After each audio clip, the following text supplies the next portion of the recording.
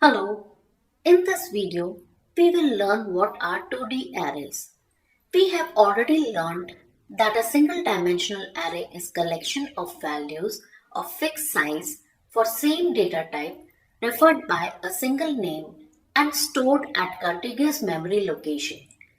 Individual elements are accessible via index or subscript which starts from 0, indicating the element's position within the array.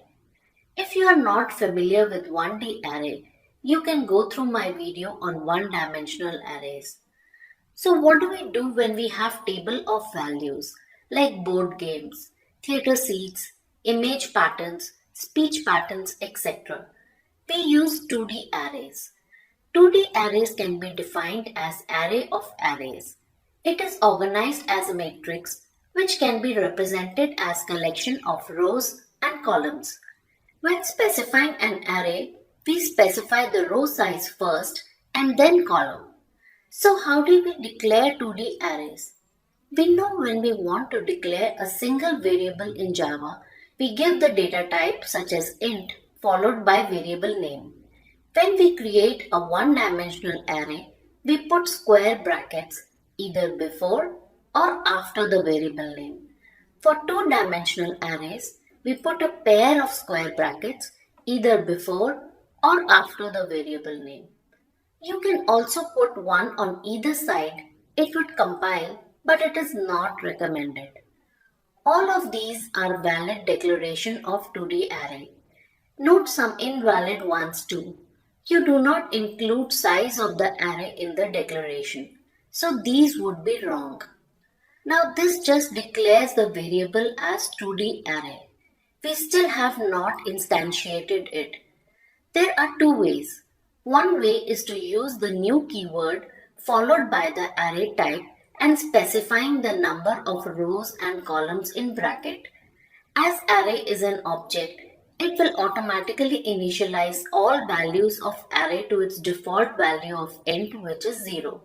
You can use this method to create an 2D array of different data types like float, double, or even any other object. Now we did say 2D arrays are array of arrays. Let's understand what we mean here. When we say two-dimensional array of type int, it is really an object of type 1D array where each element in that array holds a reference to another int array. So you can actually at this point give only the row size and allocate single dimensional arrays to each row separately later. This also tells you we can have varying size in each row. However, for purpose of this video, we will stick to rectangular or square matrices only. The second method is that you can also declare and initialize 2D array in the same line. This creates an array with 3 rows and 2 columns with pre-filled values. Now in 1D array, you know you have length public instance variable which you could use anytime to get number of elements in the array. If you declare a 2D array like this and try using the length variable, you will see it does not give total number of elements in the array. It actually gives only the number of rows. So how do you get number of columns in the array? Here you can get the number of columns by specifying the row number. So ar0.length gives the length of number of columns at row 0 index. ar1.length gives the length at next row and so on. Since we have rectangular array, all of them return the same value and we can use the first index itself to get number of columns. So rows into columns gives the total number of elements in the array and we can use combination of these two values to traverse through the array. In any of these, if you try to give double subscript like this, it would be invalid and give a syntax error. And also if you try to give row index greater than 2, then it will give array index out of bound exception. Now let's understand how we will use indexes in the array. We know index of an array is the location of the value in the array. Let's take a 3 by 5 array as an example. In such an array, if you call arr.length, it will return 3, and if you call arr0.length, it will return 5. For a two-dimensional array, we need two indexes, one for row and another for column. Let's put in these index values in these boxes and understand them here. We know index starts from 0, so we will fill the rows and columns. So each cell is uniquely identified by row and column index. So the data in first cell is at row index 0 and column index 0. The next data is at row index 0 and column index 1, and so on. Note the last index for column is 4, which is 1 less than the length, as we have started our index from 0. In the rows, the last index is 2, which is 1 less than the row length. So if you try to access element at column index 5 or row index 3, you will get index out of bound exception, as we do not have any element at that index. So any index beyond that will give you exception. Now in the program, you would be asked to work on specific rows and columns, means you need to know how to quickly identify row and column indexes you will use. So if you are asked to process the first row, it is at row index 0, and if it is the first column, it is the column index 0. Similarly, last row is at array length minus 1, which is 2 in this example, and last column is at array 0.length minus 1, which is 4 in this example. If you are asked to process middle row or column, then it is array.length divided by 2 and array 0.length divided by 2 respectively. In square arrays, you could have questions which ask for diagonals as well. So if you see the right or major diagonal carefully, here row is equal to column. And if you see the left or minor diagonal, here row plus column are same, and if you add 1 to it, it is same as number of rows or size of the square. Now that we know about the indexes, let's look at different types of programs that are asked. The programs could be either print some part of the array, or find sum, min or max of the array, alter like swap rows, etc., or create an array like fill with prime numbers, check kind of programs like check for symmetry, or programs that work on two-dimensional arrays like to add or subtract.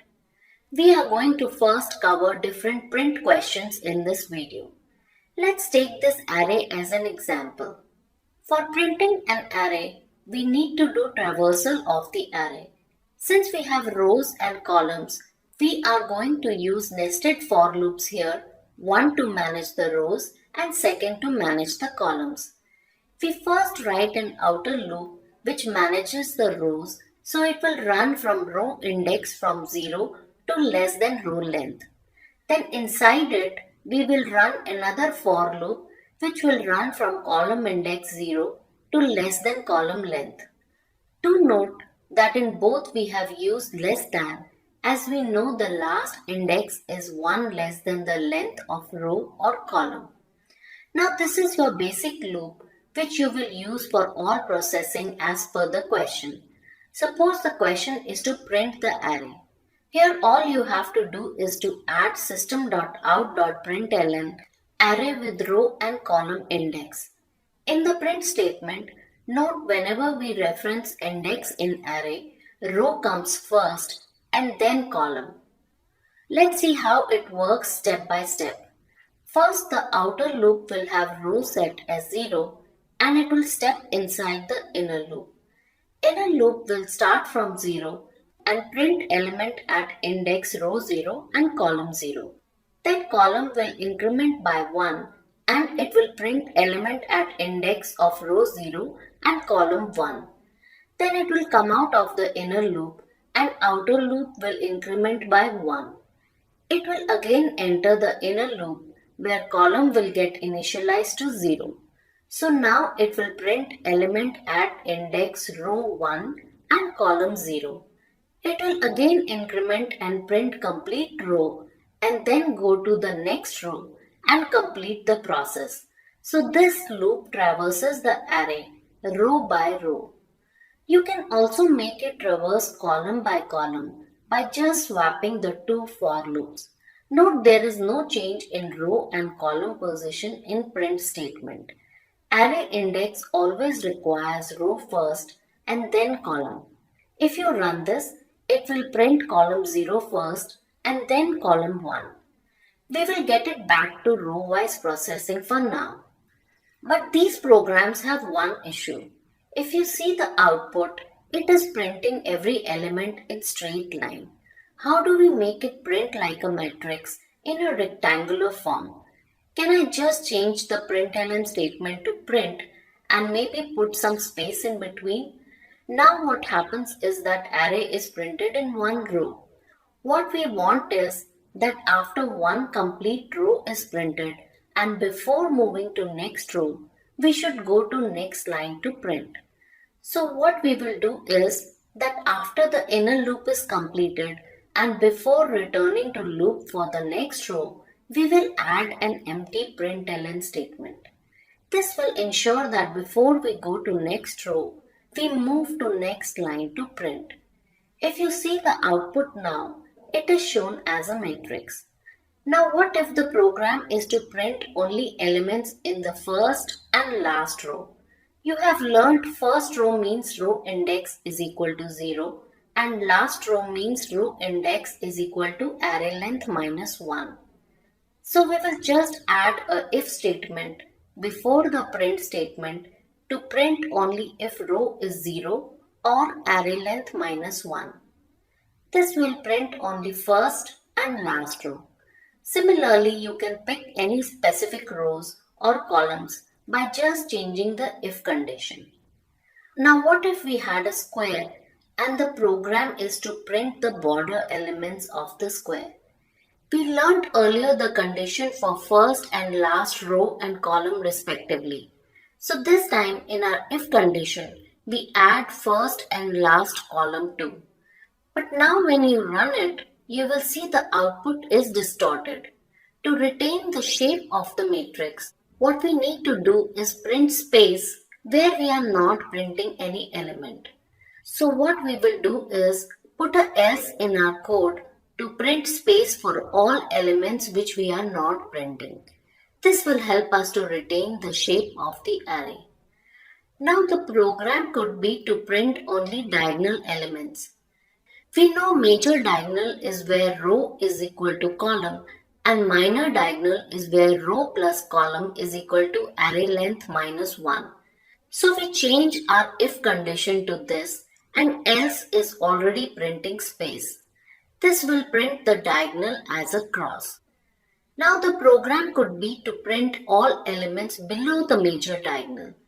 If you see carefully at the indexes, all elements below the major diagonal have row index greater than the column index. So we just need to change our if condition to row index greater than the column index. This gives us the output of only lower diagonal. Similarly, to print upper diagonal, the condition is reverse. So we just need to change our if condition to row index less than the column index. This will give us the print of upper diagonal. Now what if the program was to print only numbers which are even? Here note now we are dealing with data in array, not indexes. Here again our traversal loop remains the same. What we will do is put an if condition that if array row column %2 is equal to 0, then print it, else print space. This will print only the even numbers. Again, you can modify this condition for odd numbers or check for prime numbers, perfect numbers, etc. In our next video, we will cover next category of program which are asked. If you have any doubt, you can reach out to us. Thank you and goodbye.